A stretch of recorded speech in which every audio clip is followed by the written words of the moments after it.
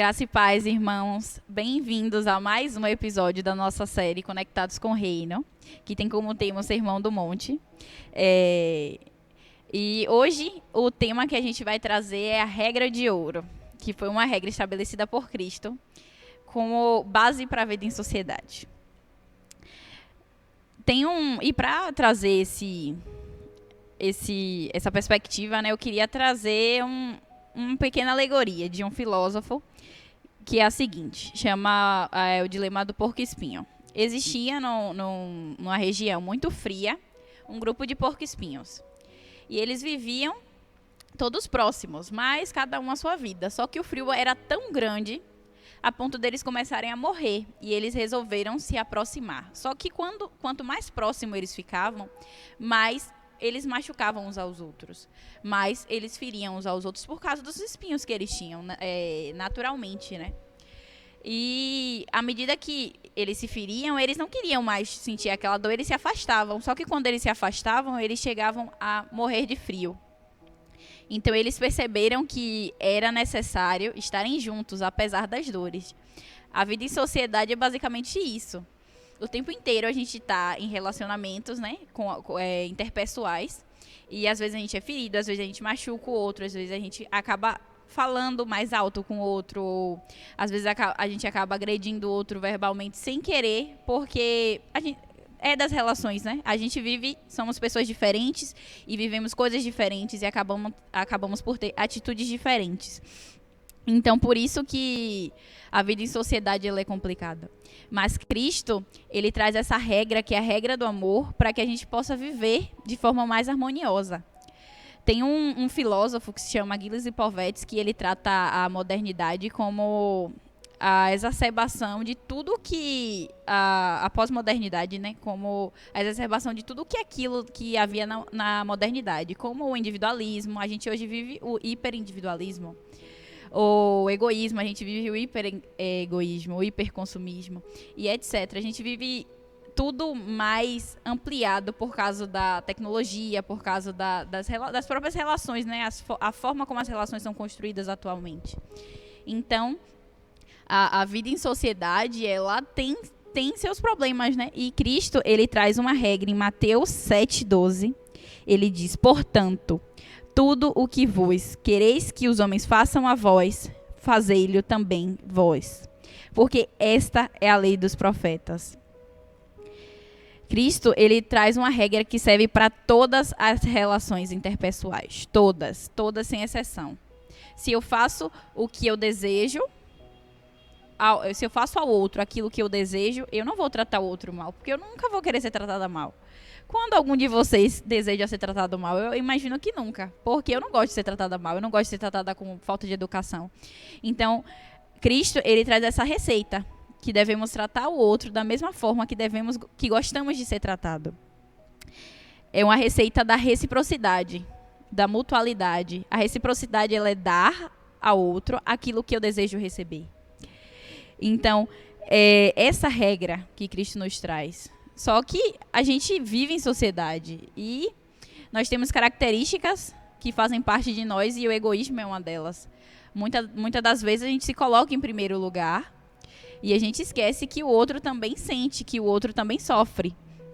E em Mateus 22:36 diz, mestre, qual é o grande mandamento da lei? E Jesus disse-lhe, amarás a teu Deus de todo o teu coração, de toda a tua alma e de todo o teu pensamento. Este é o primeiro grande mandamento.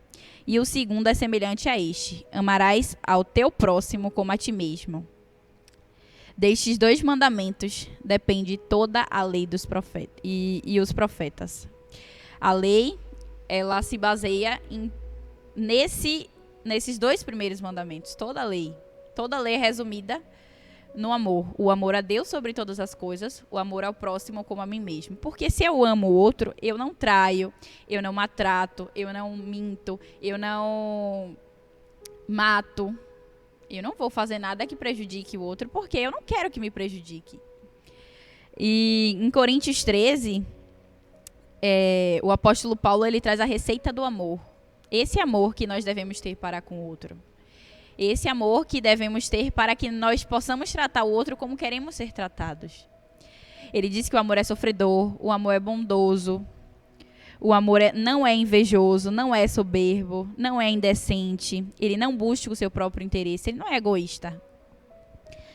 O amor, ele não se irrita, ele não suspeita mal, tudo sofre, tudo crê, tudo espera, tudo suporta, ele permanece.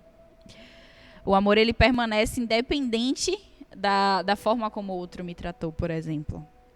Então, se a gente ama com esse amor de Coríntios 13, a gente não vai fazer mal ao outro. Toda a lei, toda a relação em sociedade vai ser muito mais harmoniosa, porque a gente vai dar ao outro apenas aquilo que a gente quer receber também. E guiados por essa justiça e por essa misericórdia e por esse amor que vem de Deus, a gente aprende a ser como Ele, como Jesus foi. Mas por que na maioria das vezes a gente não age dessa forma? Por quê? Porque às vezes a gente agride o outro, porque às vezes a gente comete coisas que a gente não queria que cometessem com a gente, que a gente não gostaria que cometessem com a gente. Para ilustrar o porquê isso acontece, eu queria contar uma historinha ilustrativa. Imagine que você e sua família viajaram e foram para um lugar e vocês decidem ir a um shopping. Nesse shopping entram vários bandidos, eles rendem todos e falam que só vão libertar todos ali se eles entregarem uma criança. E por coincidência, a única criança que tem ali é seu filho. O que você faria? Você deixaria todos morrerem?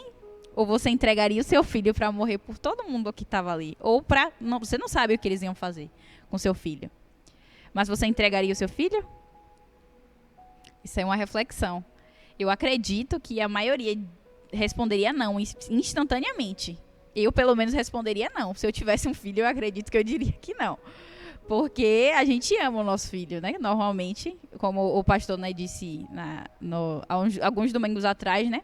Nós estávamos trabalhando sobre a família e o filho, ele precisa de cuidados. E você não entregaria seu filho para um bandido, porque você ama ele. Então, é a partir disso que a gente entende. A gente entende que nós somos egoístas por essência.